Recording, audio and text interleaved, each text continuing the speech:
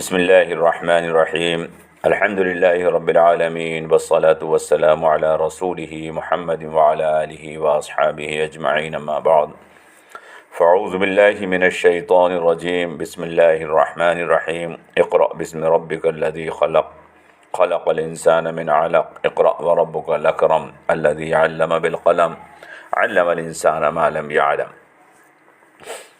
صدق اللہ العظیم۔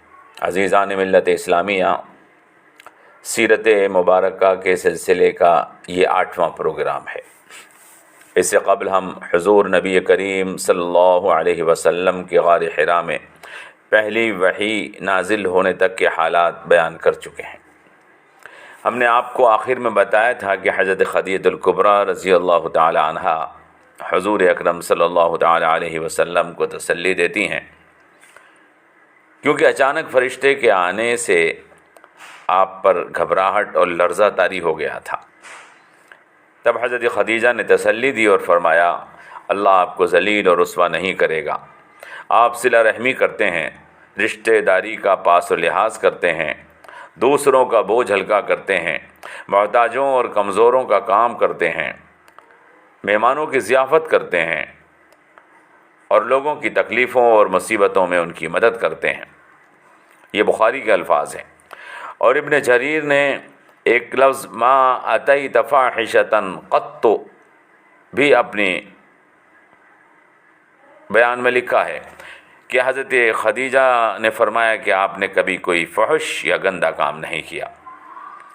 ان الفاظ سے آپ کے لیے سمجھنا آسان ہے کہ دین کا آغاز خدمت خلق سے ہوتا ہے۔ دنیا میں عزت و کرامت خدمت خلق سے ملتی ہے۔ اگر مسلمان آج بھی یہ کام کریں تو ان کو عزت و کرامت حاصل ہوگی، اور جب مسلمانوں کو عزت و کرامت حاصل ہوگی تو دین کی تبلیغ بھی آسان ہوگی۔ آج صورتحال یہ ہے کہ دنیا بھر میں مسلمان اپنے عزت سے معزول کیے جا چکے ہیں۔ نتیجہ سامنے ہے کہ دین کی تبلیغ تو بہت بڑی بات ہے، مسلمانوں کو اپنے دین پر عمل کرنا بھی مشکل بنا دیا گیا ہے۔ برادران ملت اسلامیہ، ہمیں دین کی اصل تصویر کو سمجھنا ہوگا اور اس کو اپنی زندگی میں لانا ہوگا۔ حضرت خدیجہ رضی اللہ تعالی عنہا نے اپنی دانشمندی اور تجربے سے یہ بات تو کہہ دی تھی کہ اللہ آپ کو رسوا نہیں کرے گا، کیونکہ آپ ان اعلیٰ صفات کے مالک ہیں، لیکن نبوت اور رسالت کا معاملہ بہت عظیم اور نازک ہوتا ہے۔ یہ معاملہ صرف عقل و دانش سے معلوم نہیں کیا جا سکتا، بلکہ عقل و دانش کے ساتھ ضرورت ہوتی ہے کہ اس سلسلے میں علم والوں سے معلوم کیا جائے، ایسے علم والوں سے جو نبوت کو، اس کی تاریخ کو، اس کی تعلیمات کو جانتے ہو۔ ایسے علم والوں سے معلوم کیا جائے جن کے پاس ایمان، رسالت اور انبیاء کے حالات کی مکمل معلومات موجود ہوں۔ چنانچہ حضرت خدیجہ الکبریٰ جناب رسول اکرم صلی اللہ تعالی علیہ وسلم کو ورقہ بن نوفل کے پاس لے کر گئیں۔ ورقہ توریت اور انجیل کے بڑے عالم تھے۔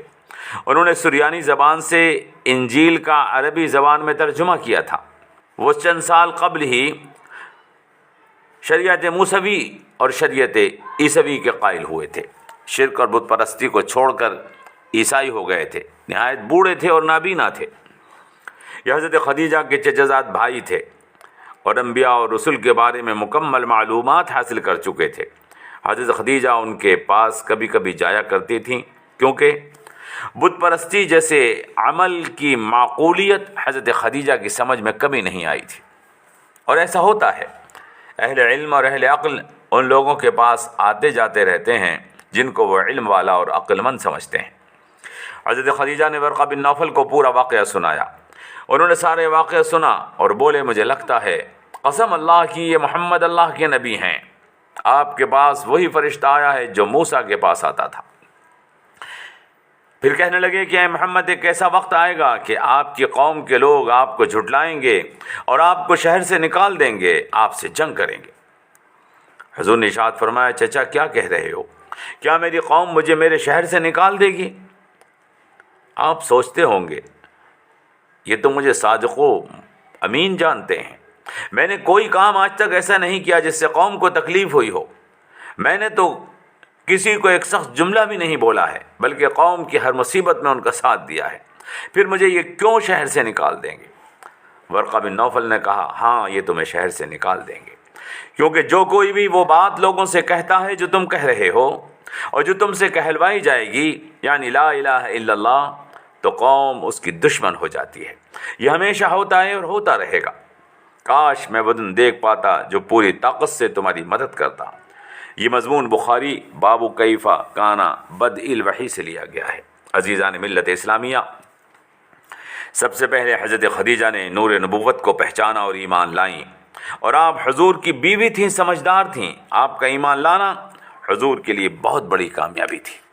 آپ کا ایمان لانا دین کے لیے بہت بڑی کامیابی تھی۔ ان کی خدمت، ان کی مدد، ان کی پشت پناہی اور حمایت سے اسلام کو جو تقویت حاصل ہوئی ہے، حضور اسی وجہ سے ہمیشہ ان کو عزت دیا کرتے تھے۔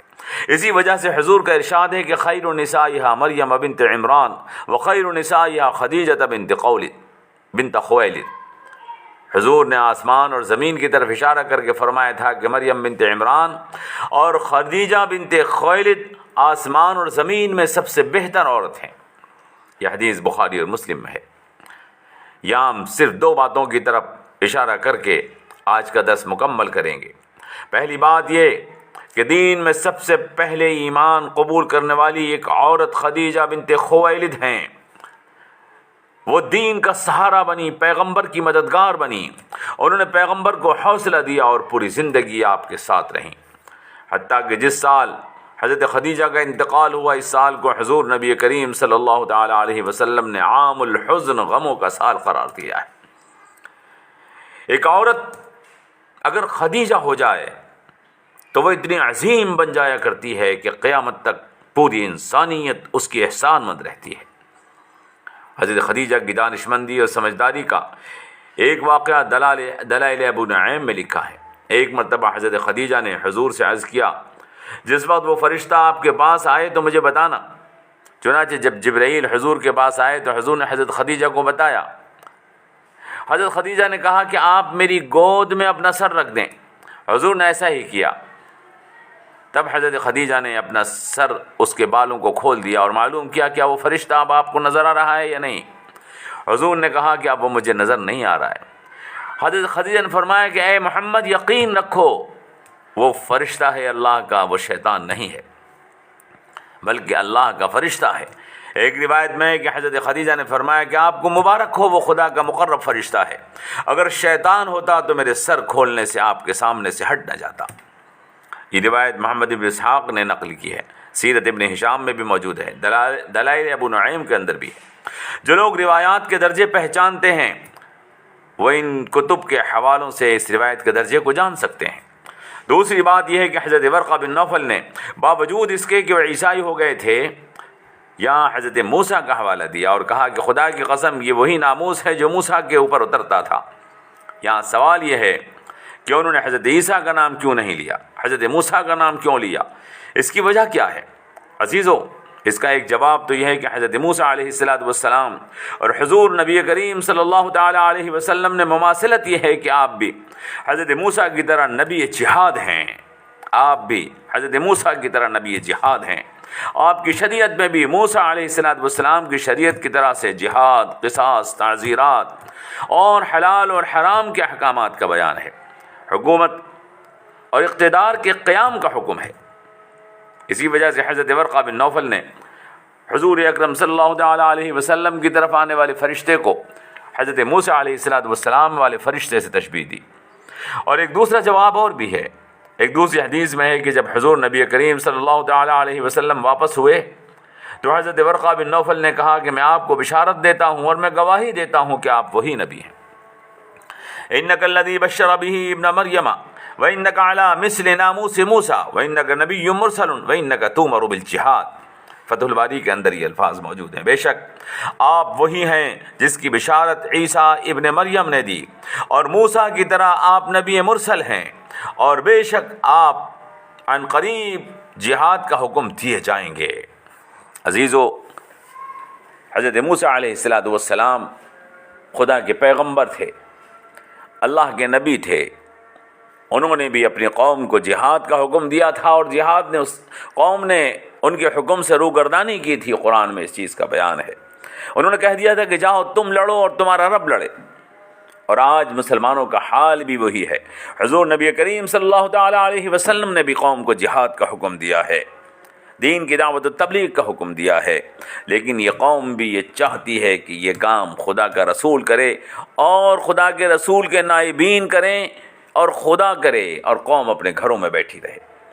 قسم خدا کی، دین کی ترقی تب حاصل ہوگی، دین کو ترقی تب حاصل ہوگی جب قوم جناب رسول اکرم صلی اللہ تعالیٰ علیہ وسلم کے طریقے کو اپنی زندگی میں لائے گی۔